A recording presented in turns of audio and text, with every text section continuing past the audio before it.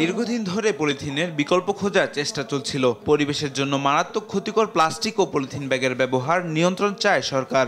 এর জন্য সাধারণ মানুষকে বহুমুখী ও পুনর্ব্যবহারযোগ্য পাটের ব্যাগ ব্যবহারে উৎসাহিত করা হচ্ছে।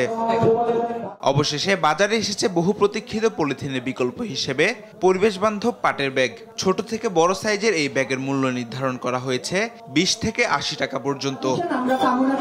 রোববার এই ব্যাগের বাজারজাত কার্যক্রম উদ্বোধন করতে রাজধানীর কারওয়ান বাজারে আসেন পরিবেশ, বন ও জলবায়ু পরিবর্তন মন্ত্রণালয়ের উপদেষ্টা সৈয়দা রিজওয়ানা হাসান এবং বাণিজ্য, বস্ত্র ও পাট উপদেষ্টা শেখ বশিরউদ্দিন।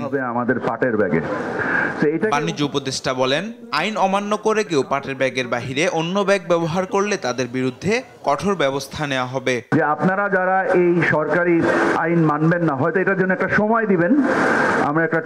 আমরা এটাকে অ্যাভেলেবেল করার জন্য যতটুকু যৌক্তিক সময় দরকার, এই সময়ের পরে সরকার খুব কঠোর অবস্থান নিবে যে পাটের ব্যাগ ছাড়া অন্য কোনো ব্যাগ বা প্লাস্টিকের ব্যাগ কোনোভাবে গ্রহণ করা হবে না। অনুষ্ঠানে পরিবেশ উপদেষ্টা সৈয়দা রিজওয়ানা হাসান বলেন, এখন থেকে নিয়মিত বাজার মনিটরিং করা হবে। কেউ পলিথিন ব্যবহার করলে তা জব্দ করা হবে।